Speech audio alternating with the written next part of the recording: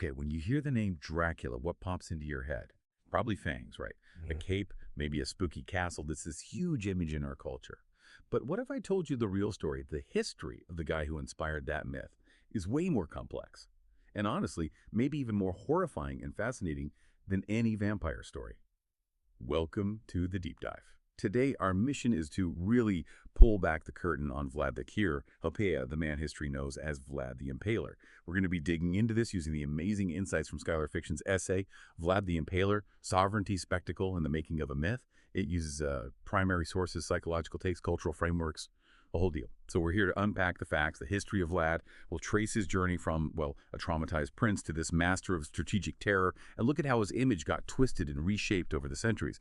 You're basically getting a shortcut to understanding one of history's most notorious figures, with some pretty surprising stuff along the way. Yeah, and it's so important, I think, to see Vlad not just as, a simple villain or some kind of hero. He's really this figure at the intersection of intense personal trauma, huge imperial struggles, and the symbolic power of fear itself. His story really shows how violence can literally become memory and how fear can create this kind of lasting dark legacy. Okay, let's start unpacking this then. We often think of Vlad as just born brutal, right? Yeah. But his early life was incredibly shaky. So, key fact. Born 1431, Sikiora, Transylvania. His family was right in the thick of it, the whole Christian Europe versus the Ottoman Empire struggle. And his dad, Vlad II, actually joined the Order of the Dragon that same year. Right, which just shows how deeply entangled they were. And this early environment, it had a huge psychological impact. Dr. Peter Dan points out Vlad had, quote, little contact with either parent during really crucial developmental stages. This lack of stable connection often leads to what psychologists call a disrupted object constancy. It's basically the ability to form and keep emotional bonds. For Vlad, this probably fostered a really deep-seated belief that the world is just fundamentally unpredictable, fundamentally dangerous. It planted seeds of distrust and emotional detachment pretty early on. Wow. Imagine growing up actually feeling like the world is always out to get you. How would that even shape you? How would that affect every choice you make? Exactly. And then you layer on top of that the whole noble upbringing. Romanian nobility at the time, they were taught they were, quote, different from ordinary mortals. Now, without empathetic parenting to kind of balance that out, it could easily lead to devaluing other people.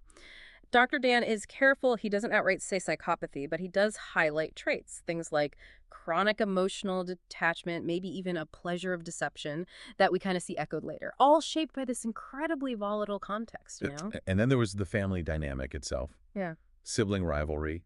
That added another really intense layer. Vlad was the middle kid. He had his older brother, Mircea, the favored one, the heir. And then his younger brother, Radu, who was apparently exceptionally beautiful, manipulative, and seductive. Sounds like quite the family. Oh, definitely. And that dynamic, it almost certainly led to what Dr. Dan calls an inward sense of rejection and a need for ruthless self-reliance. He probably had to learn to hide his anger, his considerable inner rage, and find other outlets for it. So you get this public face of severity that's maybe masking some really deep private scars. But the real turning point, the moment that really seems to have sealed his path, psychologically anyway, was 1442. Vlad and his younger brother Radu, they were taken hostage by the Ottomans. Basically collateral for their father's loyalty. For a kid, that's not just politics. Dr. Dan calls it existential erasure. Yeah, it's a powerful phrase. Dr. Dan compares the captivity to like a totalitarian regime, but for the mind. Even though they were technically treated like nobility, they lived under this constant shadow, this threat of execution hanging over them, depending entirely on their father's actions back home. So to survive that kind of pressure, he developed these really sophisticated coping mechanisms, things like Ketman. It's this idea of deliberately hiding your true beliefs, putting on a performance. Like wearing a mask all the time. Exactly. And also Orwellian doublethink, holding completely contradictory ideas in your head at the same time, projecting one thing, feeling another. And the result of all this time in captivity. Well, it was profound. He didn't just learn Turkish and diplomacy. He saw the inside of the Sultan's court. He learned how power really worked there. His emotional detachment, it hardened. His skill for strategic manipulation, it became razor sharp.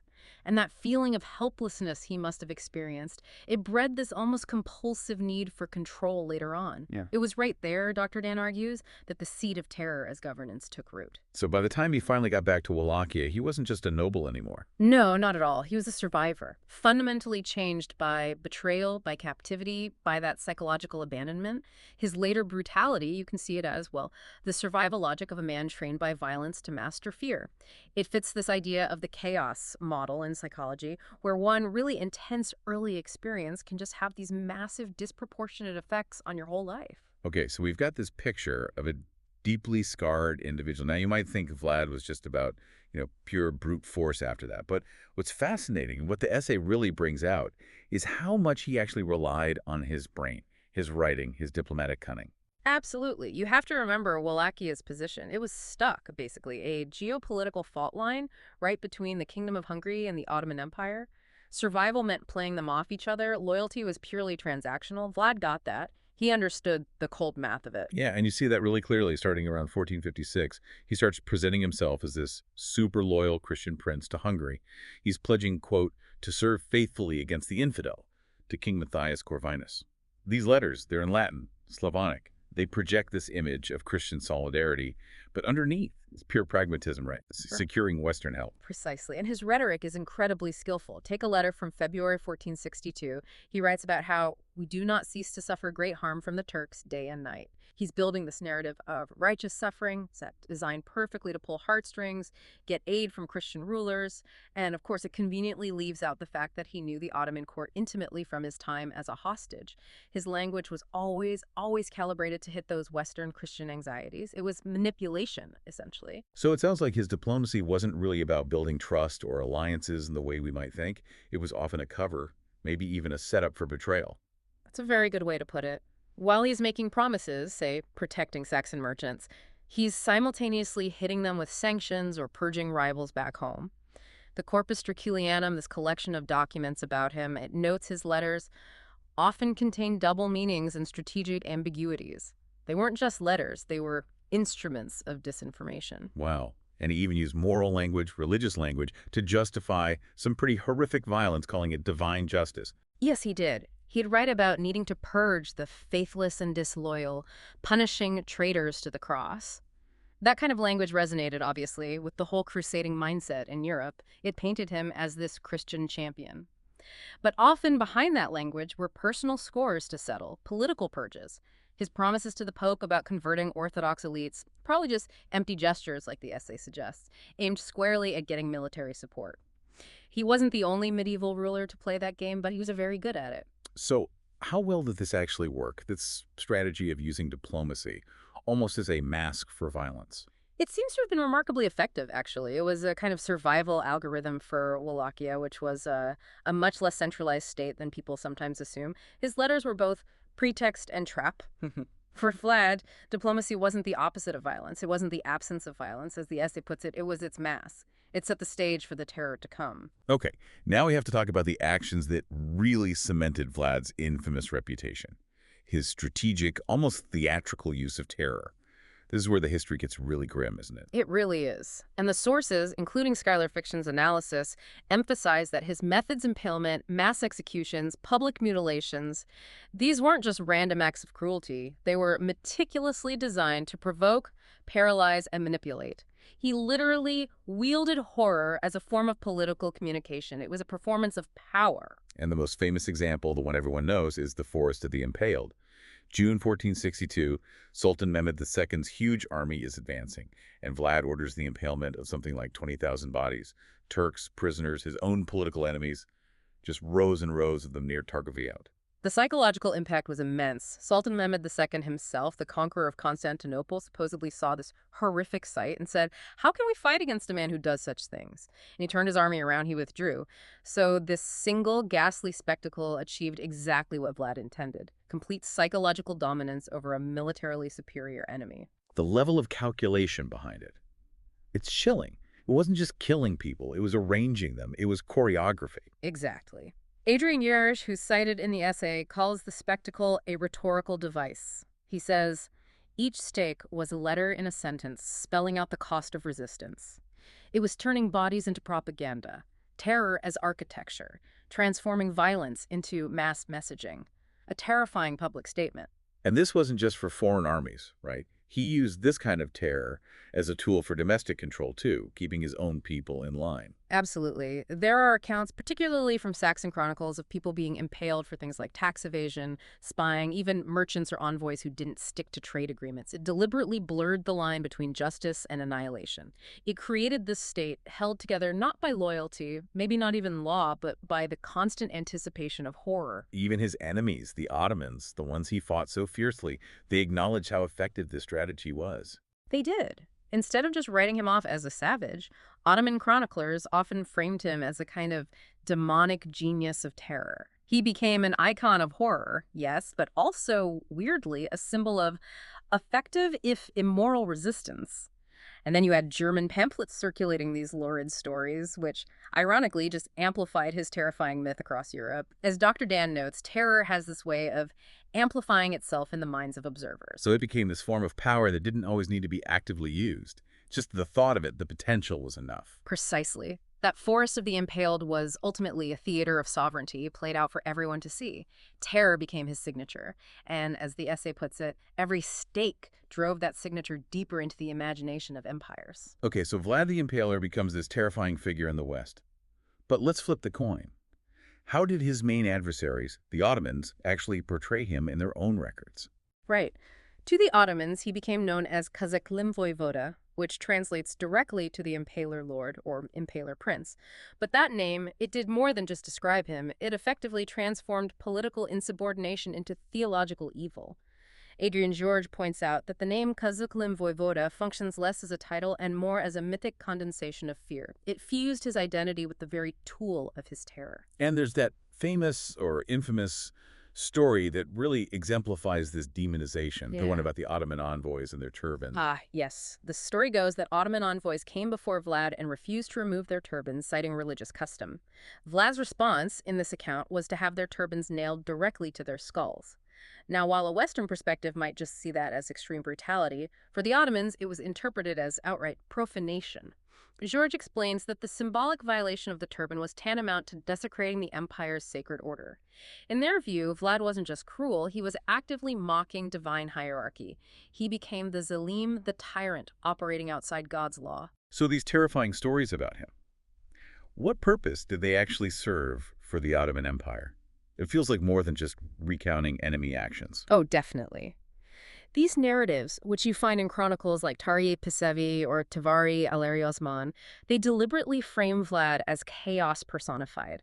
They use supernatural motifs, sometimes calling him a demon who drinks blood, or the cursed one who surpassed even the infidels in wickedness. This wasn't just historical reporting, it was ideological framing.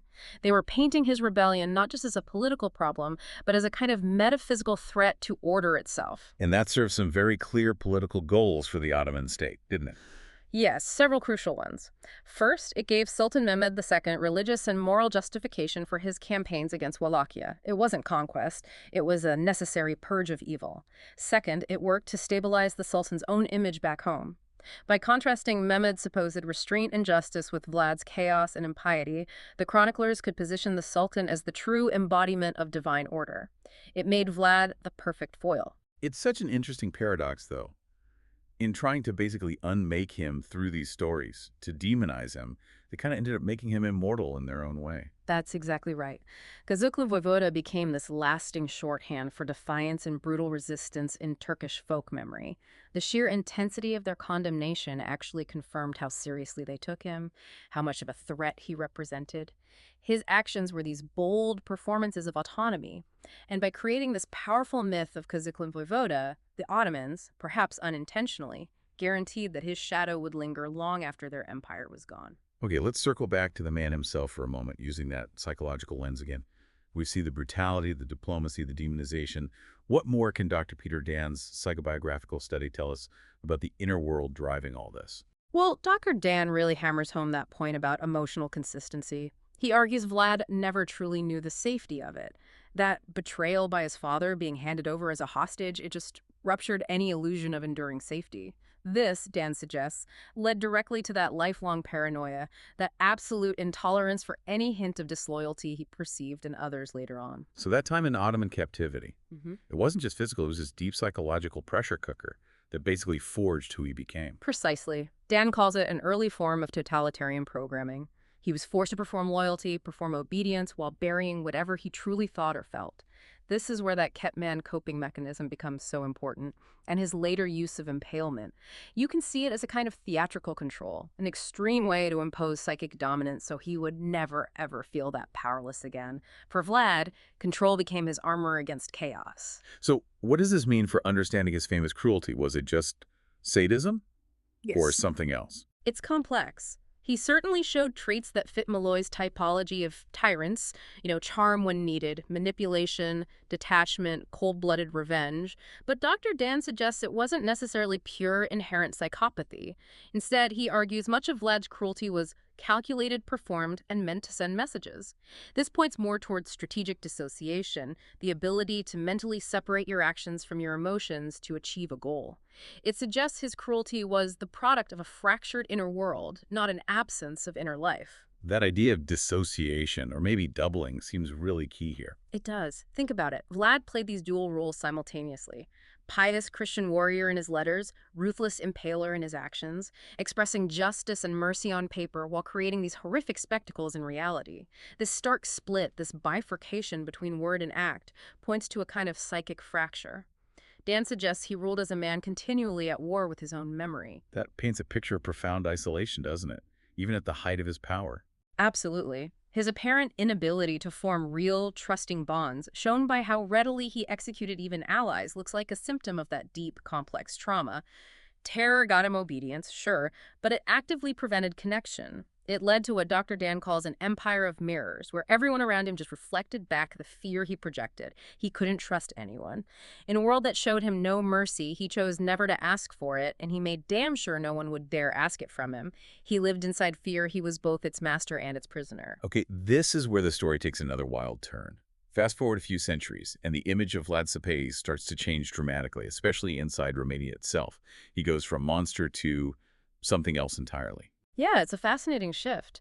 As Romania starts moving towards political unification in the 19th century, intellectuals begin this process of rehabilitation. They start casting Vlad as a kind of national savior, a mythic hero. Suddenly, his cruelty gets reframed. It's no longer just brutality. It's necessary justice against traitors, against foreign oppressors like the Ottomans and the Saxons. As Dr. Dan puts it, Vlad's violence became a narrative of purification. The impaler transforms into the guardian of the nation. That sounds like it required some pretty careful editing of the historical record, some selective memory, maybe. You could definitely say that. Romanian historians started to downplay the really grotesque stuff, the mass impalements, and focused instead on things like his anti-corruption drives, his strict laws, his supposed protection of the common peasants. This narrative fit perfectly with the nationalist ideal of the dominator, the strong, righteous ruler defending his land. Adrian Gorge notes quite sharply, Vlad's image was edited, not erased. The impaler became the patriot, the tyrant, a necessary evil. And this wasn't just happening in history books, right? It permeated the culture. Oh, completely. You had plays in the 1890s like by Nicolae Beldeșianu and poetry by major figures like George Cobec, all depicting Vlad as this tragic, stern, but ultimately heroic figure. Public statues start going up in Bucharest, in Targovia. School books begin teaching about him with reverence. By the 20th century, he's basically become a pillar of Romanian identity. And this whole rebranding thing got even more intense under the communist regime, under Nicolae Ceausescu. Yes, Ceausescu absolutely latched onto Vlad. The dictator saw him as this perfect historical precedent, a symbol of discipline, centralization, and national pride. All things Ceausescu wanted associated with himself. The regime even sponsored movies, like the big one, Vlad Țepeș, from 1979. And guess what? It portrays Vlad as this wise, misunderstood ruler, tough but fair, fighting internal corruption and external enemies, basically mirroring Ceausescu's own propaganda about himself. The irony here is just incredible, especially when you think about his global image at the same time. It's the ultimate irony, isn't it? Just as Vlad is being elevated to national hero status inside Romania, Bram Stoker's Dracula comes out and introduces his name, albeit loosely connected to the rest of the world in this completely monstrous way. So you end up with this stark, double image. Inside Romania, symbol of justice, strength, independence. Outside, bloodthirsty vampire demon. It really shows how, as the essay says, we remember what we need. History gets shaped by present concerns. And his legacy is still alive today, isn't it? In tourist spots, folklore, even politics sometimes. Absolutely. His name still carries weight. It's shorthand for strength, discipline, and fearlessness, qualities nations often crave, especially in uncertain times. So whether you see him as a protector or a predator, he remains this potent symbol, this vessel for national identity, especially for a country historically caught between powerful empires. Okay, so we've looked at Vlad through all these different lenses. The traumatized kid, the cunning diplomat, the master of horror, the Ottoman boogeyman, the national hero. But zooming out, why does he still fascinate us so much? Why does this figure, centuries later, still grab our imagination? I think it's because he endures not just as history, but as an archetype. He's become this symbol stitched into our collective psyche. Carl Jung's idea of the shadow archetype seems really relevant here. Vlad is like the ultimate shadow king, the ruler who just throws out the rules of mercy and embraces cosmic vengeance. He embodies that dark potential within societies, the unacknowledged, disowned potential for violence, control, and mastery that civilized states try to repress. And it feels like his image pops up whenever there's a crisis of legitimacy, Yeah. or when people crave order at any cost. Exactly. He became a symbol of just brutality for Romanian nationalists fighting for independence. He was chaos incarnate for the Ottomans justifying their imperial order. He was an authoritarian ideal for Ceausescu trying to legitimize his dictatorship.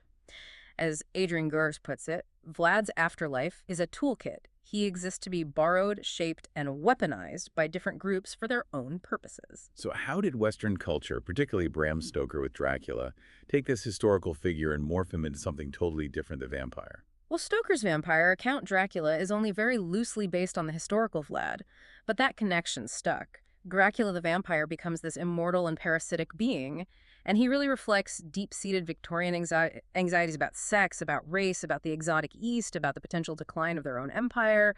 The vampire, in a way, is Vlad's symbolic afterimage, filtered through those specific Western fears, the fear of the barbarian at the gates, maybe coming back to disrupt civilization. It's fascinating how fear and, well, fascination seem to constantly mix when it comes to Vlad. It is, and Dr. Peter Dan touches on this too. He argues that the same traits that repulse us, ruthlessness, secrecy, total control, also draw us, especially in times of insecurity.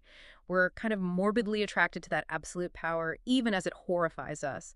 Vlad embodies this fundamental, maybe unresolvable tension between safety and freedom, justice and cruelty, mercy and order. He represents the extreme choices made when survival becomes the only goal. And you really do see echoes of him everywhere today, even if people don't realize the history. You do. He shows up in political rhetoric, sometimes implicitly. He's in internet memes, Halloween costumes. Tourists flock to Bran Castle looking for Dracula's ghost, while maybe some politicians quietly invoke his name to signal toughness. This ongoing tension just highlights that we have not outgrown Vlad because we have not outgrown what he represents. He's still a specter haunting not just the past, but our modern imagination too. So bringing all these threads together, the trauma, the diplomacy, the terror, the monster, the hero, the archetype, what's the big takeaway from Vlad the Impaler's story? I think his story is a powerful reminder that history isn't just a static collection of facts. It's this living, breathing canvas where different cultures, different generations project their own fears, their own hopes, their own needs. The actual details of Vlad's life, they're undeniably chilling. But the story of how his image has been manipulated, reused, and repurposed across centuries, in many ways, that's an even more profound story about us, about how we use the past. So for you listening, maybe think about this. If Vlad's real lasting legacy isn't measured by the thousands of stakes he literally planted in the ground, but by the countless stories that have been planted in his name ever since, what does that tell us about the incredible power of narrative, how it shapes our whole understanding of history, and maybe even who we are? It really drives home that idea from the essay. The monster may be evil, but he is ours. We create and recreate these figures. Thank you so much for joining us on this deep dive. Really hope it's given you a lot to chew on.